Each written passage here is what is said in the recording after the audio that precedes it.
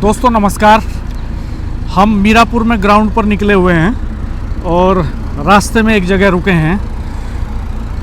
वरिष्ठ पत्रकार राजेश शर्मा जी हमारे साथ हैं, सेव इंडिया न्यूज़ के संपादक, और हम आज बात करेंगे चूँकि हमने इस बीच में कुछ इवेंट कवर किए हैं, ग्राउंड पे लोगों से बात की है, तो उस आधार पर हम आज जयंत चौधरी और चंद्रशेखर आज़ाद इनका तुलनात्मक विश्लेषण करने की कोशिश करेंगे।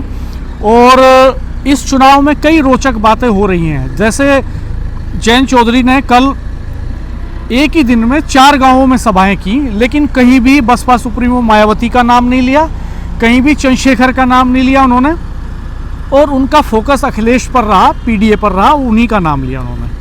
ठीक इसी तरह से चंद्रशेखर भी जो है जब ग्राउंड पे जा रहे हैं तो वो जयंत चौधरी को टारगेट नहीं कर रहे हैं, वो बीजेपी को टारगेट कर रहे हैं।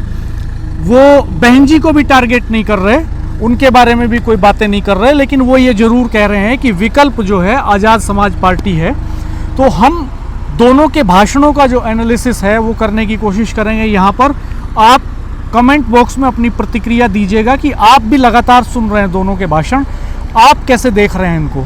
तो राजेश भाई साहब, मैं आपसे जानना चाहूँगा कि आपने जयंत चौधरी को सुना, आपने चंद्रशेखर को सुना, तो अभी तक दोनों के भाषणों से आपको क्या क्या चीज़ें समझ में आती हैं राजनीतिक तौर पे? देखिए डॉक्टर साहब, चंद्रशेखर आज़ाद जो भाषण दे रहे हैं उनका पूरा फोकस, कल भी वो जब कल मोरना में आए, कल उनकी एक रैली थी मोरना में, वहाँ भी उन्होंने जयंत चौधरी का नाम तो लिया और ये तो कहा कि जयंत चौधरी हमारे बड़े भाई हैं। और जब खतौली का उपचुनाव हुआ था तो मीडिया से बात करते हुए नाम लिया उन्होंने, मंच से वो जयंत चौधरी का जिक्र ही नहीं कर रहे हैं। आप देखो ना, वो कौन से मुद्दे उठा रहे हैं चंद्रशेखर आज़ाद, वो किसानों के मुद्दे उठा रहे हैं। उन्होंने ये भी मुद्दा उठाया कि अभी जब गन्ना समिति के चुनाव हुए तो किस तरह लोकतंत्र की हत्या बीजेपी ने की। तमाम जो नेता जो चुनाव लड़ना चाहते थे उनके सबके नामांकन बिना चुनाव लड़े निरस्त कर दिए गए। इसको उन्होंने बड़ा फोकस किया। आप देखिए, उन्होंने गन्ने पे सवाल उठाया कि सरकार एक और कहती है कि अब हम 14 दिन में गन्ने का भुगतान करेंगे, लेकिन हकीकत ये है कि आज भी उत्तर प्रदेश का किसान पिछले साल के भुगतान को लेकर लगातार धरने प्रदर्शन कर रहा है। वो बेरोजगारी पे लगातार बात कर रहे हैं, वो सांप्रदायिक सौहार्द पे लगातार बात कर रहे हैं। वो ये भी कह रहे हैं कि बीजेपी किस तरह जो है बटोगे तो कटोगे पे बात कर रही है कि बीजेपी, और वो टोटल कानून व्यवस्था में बात कर रहे हैं। हालांकि उनका अपना नज़रिया है, उनके इशू है, लेकिन आपको देखना पड़ेगा कि चंद्रशेखर आज़ाद की जो सारे इशू हैं वो तमाम जो जातियाँ हैं, मतलब तमाम सेगमेंट, चाहे किसान हो, चाहे व्यापारी हो, चाहे मजदूर हो, वो सबको टच कर रहे हैं। बहुजन की बात कर रहे हैं, लगातार बिल्कुल बात कर रहे हैं। और वो उनकी कोशिश ये रहती है लगातार कि वो इश्यूज रेज करें, और वो ऐसे सारे इश्यूज रेज कर रहे हैं जो बीजेपी को टारगेट कर रहे हैं। महंगाई के सवाल पे बात कर रहे हैं, लचर मेडिकल हेल्थ के इशू पे बात कर रहे हैं, वो कास्ट कॉम्बिनेशन पे बात कर रहे हैं, रिजर्वेशन पे बात कर रहे हैं, संविधान पे बात कर रहे हैं, गन्ने के भुगतान पे बात कर रहे हैं, किसानों की समस्याओं पे बात कर रहे हैं। तो लगातार उनकी कोशिश इश्यूज रेज करने की है, और कहीं भी जयंत चौधरी का जिक्र नहीं कर रहे। जब मीडिया से बात हुई उनकी, तो उन्होंने मीडिया से बातचीत में भी ये कहा कि जयंत चौधरी तो बड़े भाई हैं हमारे, तो उनको निशाना नहीं बनाया उन्होंने। चूँकि चंद्रशेखर ये समझते हैं, सेंटिमेंट समझ रहे हैं वो, चूँकि इस बीच में उनकी ट्रेनिंग बड़ी शानदार हुई है। वो लगातार ग्राउंड पे संघर्ष किया उन्होंने। शब्बीरपुर से चंद्रशेखर का संघर्ष शुरू होता है, रासुका लगती है उन पे, जेल जाते हैं, वो बाहर आते हैं, नगीना से चुनाव लड़ते हैं लोकसभा का, पार्लियामेंट जाते हैं। तो लगातार वो जिसकी जितनी भागीदारी, जिसकी जितनी संख्या भारी, उसकी उतनी हिस्सेदारी, ये जो नारा किसी वक्त में दिया गया था, मान्यवर काशीराम जी ने दिया था, तो वो बीच में से दरअसल बहन जी का जिक्र नहीं करते, उनको निकाल देते हैं और काशीराम जी का जिक्र करते हैं, उनके फार्मूले का जिक्र करते हैं, बार बार एक सोशल कॉम्बिनेशन की बात करते हैं, और बीजेपी पर हमलावर रहते हैं। वो कादिर राणा के बारे में बात नहीं कर रहे, अखिलेश यादव के बारे में बात नहीं कर रहे, जयंत चौधरी के बारे में बात नहीं कर रहे। और इसके ठीक दूसरी तरफ जब हम देखते हैं तो जयंत चौधरी भी चंद्रशेखर आज़ाद के बारे में बात नहीं कर रहे हैं कहीं भी। तो वो बात कर रहे हैं लगातार अपनी डेवलपमेंट की, सोशल वेलफेयर की स्कीम्स को गिना रहे हैं, अखिलेश पे हमलावर हैं। तो उनको लगता है कि चंद्रशेखर को लगता है कि उनके प्रत्याशी की फ़ाइट बीजेपी से है, और शायद जयंत चौधरी जी के भाषणों के कंटेंट से ऐसा लगता है कि शायद उनको लगता है कि उनके कैंडिडेट की फ़ाइट समाजवादी पार्टी से है।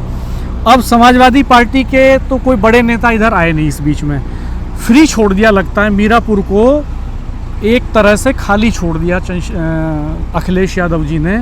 धर्मेंद्र यादव नहीं आए, शिवपाल यादव नहीं आए, अखिलेश जी अभी तक नहीं आए, किसी समाजवादी पार्टी के बड़े नेता ने अभी तक सुम्बुल राणा के फेवर में कोई रैली नहीं की, कोई जनसभा नहीं की, कोई प्रचार नहीं किया, और वो लोकल लेवल पे अपने तरीके से प्रचार कर रहे हैं कादिर राणा। तो इसको आप कैसे देख रहे हैं? क्या उनकी स्ट्रेटजी क्या है, क्या रणनीति अखिलेश यादव की? क्यों नहीं आ रहे हैं, क्यों पेनिट्रेट नहीं कर रहे हैं इधर, क्यों एंट्री नहीं कर रहे हैं? इस समय डॉक्टर साहब आप देखो कि जो परसेप्शन है मीरापुर का, अगर मैं मीरापुर की बात करूं फिलहाल इस समय, तो मीरापुर का इस समय परसेप्शन जो लोग देख रहे हैं, लोग क्या देख रहे हैं, लोग यहाँ दो पॉलिटिकल लीडर को देख रहे हैं, इनके अलावा किसका आगमन नहीं हुआ।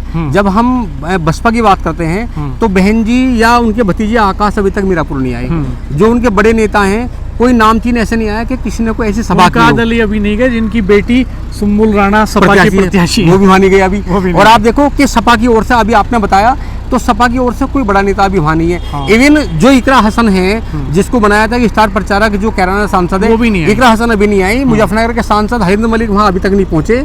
और आप देखिए जो कोर लोगों की टीम है बसपा और सपा की, अभी तक वो मीरापुर नहीं आई। कांग्रेस का कोई नेता नहीं आया, कोई अभी नहीं आया। ये भी चूंकि गठबंधन है दोनों दलों का। इमरान मसूद बड़े नेता हैं, सहारनपुर के एमपी हैं, इमरान मसूद की एंट्री नहीं हो रही है वहाँ पे।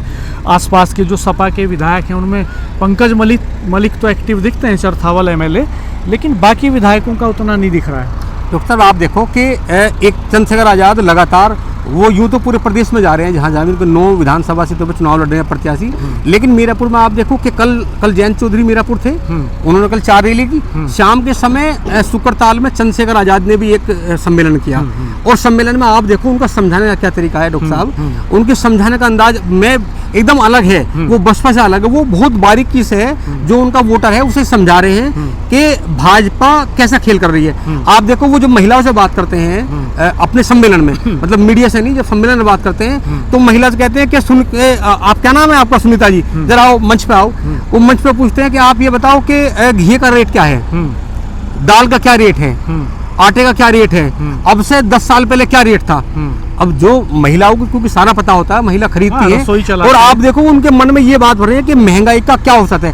फिर वो बुलाते हैं, ए देविंदर इधर आउट के, देविंदर को बुलाते हैं और देविंदर से ये पूछते हैं कि आप कितने पढ़े लिखे हो? बोले मैं पोस्ट ग्रेजुएट हूँ। बोले कितने फार्म भरे आपने नौकरी के लिए? तो आप वो रोजगार पे, महंगाई पे बहुत बारीकी से लोगों का माइंड वॉश कर रहे हैं, बता रहे हैं कि महंगाई की स्थिति क्या है, वो महिला बता रही है, और बेरोजगारी की स्थिति एक नौजवान जो ग्रेजुएट लड़का है वो ये बता रहा है मंच पे आके, साहब मैंने पिछले 8 साल में 7 साल में 10 बार आवेदन किया, और 10 बार में 9 बार वो तमाम भर्तियां रिजेक्ट होगी, और जिसकी उम्मीद थी उसका बाद में रिजल्ट रोक दिया गया। और वो फिर उसके बाद में कहते हैं कि आप देखो, सुनीता ने बताया अभी कि महंगाई का ये हाल है, ऐसे में जो मजदूर आदमी वो कैसे दाल खा लेगा, वो कैसे लौकी खा लेगा, वो कैसे घी से चुपड़ी रोटी खा लेगा, वो दूध कैसे पी लेगा। जब वो दूध का रेट पूछती है कि क्या रेट है, वो कहती है कि मेरी भैंस थी 3 महीने से, भैंस तो अब रही नहीं, वो अभी ब्याई नहीं है भैंस। और जब रेट पूछते हैं कि दूध का रेट क्या है, तो वो सबको मंच पर बताते हैं कि देखो ये हाल है सरकार का, और जितनी बारीकी से मतलब माइंड वॉश कर रहे हैं, मुझे लग रहा है कि इस समय माइंड वॉश नहीं कह सकते इसको, ये कह सकते हैं कि लोगों के ब्रेन में अपना जो समीकरण है, अपने जो इक्वेशन है, अपने जो इश्यूज हैं, वो उनके लोगों के ब्रेन तक पहुंचा रहे हैं, बिल्कुल लोगों के बीच में, और उन्हीं के बीच से उठा रहे हैं। जैसे ये दुख दर्द तो दिखाई देता ही है कि आमतौर पे लोग महंगाई से परेशान हैं, अनएम्प्लॉयमेंट एक बड़ा इशू है, तो वो लोगों के बीच से उनका दर्द लोगों की जुबान से ही आप बीती बतवाने की कोशिश कर रहे हैं। डॉक्टर साहब वो ये कहते हैं लगातार, वो पूछते हैं सामने, मैं तो इसलिए क्योंकि मैं उनकी लगभग 2 सभाओं में गया हूँ, जब वो बोले वो ये कहते हैं कि किसको खड़ा कर दिया, बोले आपकी कितनी वेतन कितना है बताओ प्राइवेट, वो कहता है मेरा 10,000 रुपये वेतन है। फिर वो कहते हैं कि चिकित्सा शिक्षा में कितना खर्च हो रहा है, तो वो लड़का कहता है कि वो जो रोजगार है वो जो नौकरी पे है, वो कहता है कि साहब मेरी नौकरी का 75% तो बीमारी में और बीमारी में, चिकित्सा में, शिक्षा में खर्च हो रहा है। तो हालांकि ये तो है, हालात तो देखो ये है, शिक्षा है, महंगी चिकित्सा है, उस पे सवाल खड़े कर रहे हैं, वो बेरोजगारी पे सवाल खड़े कर रहे हैं, किसानों के इशू खड़े कर रहे हैं, और वो सेगमेंट वाइज बता भी रहे हैं कि सिख समुदाय हमारे साथ है, जाट हमारे साथ हैं, गुर्जर भाई हमारे साथ हैं, दलित हमारे साथ हैं, मुस्लिम भाई हमारे साथ हैं। तो सोशल कॉम्बिनेशन भी वो बना करके समझा रहे हैं एक तरह से, जैसे कोई टीचर पढ़ाता है। जैसे बहन जी का जो डायलॉग होता था आमतौर पे रैलियों में, जनसभाओं में, वो वन वे होता था। तो चंद्रशेखर का डायलॉग वन वे नहीं है, वो इंटरेक्ट कर रहे हैं, इंटरेक्शन के वे में प्रेजेंटेशन है उनका। जब बहन जी आती थी, एक बना बनाया फॉर्मेट होता था, सारे बसपा के नेता उनका जहाज नीचे उतरते ही नारे लगाते थे बहन जी जिंदाबाद, और वो मंच पे आती थी, उनका डायस अलग होता था, नेताओं के बोलने का डायस अलग होता था। तो चंद्रशेखर के यहाँ एक तो ये डिवीजन नहीं है, उसी डायस से उनके प्रत्याशी बोल रहे हैं, उसी से चंद्रशेखर बोल रहे हैं। बिल्कुल। दूसरा ये है कि वो हेलीकॉप्टर से लैंड नहीं कर रहे हैं कहीं भी, बाई कार ही कर रहे हैं। बहन जी तो बड़ी नेता हैं, तो हेलीकॉप्टर से आना मजबूरी है उनकी। और तीसरा ये कि वो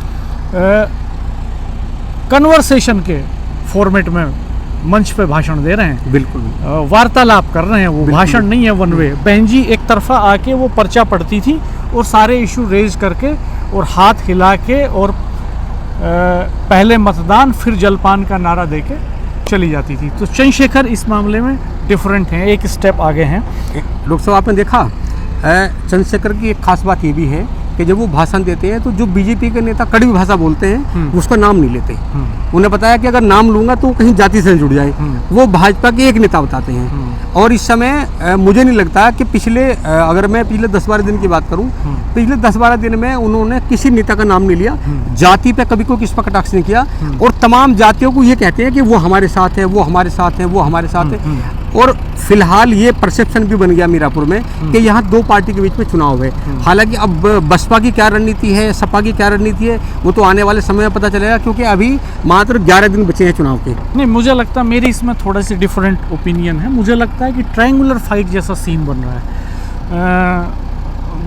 समाजवादी पार्टी, आरएलडी और आसपा, चंद्रशेखर के कैंडिडेट तीनों मुकाबले में हैं, और लास्ट मोमेंट तक किन दो के बीच लड़ाई डाइवर्ट हो जाएगी ये अलग बात है। पल पल वोटर का मन बदलता है, आखिरी वक्त तक बदलता है, ईवीएम का बटन दबाने तक वोटर का मन बदलता है।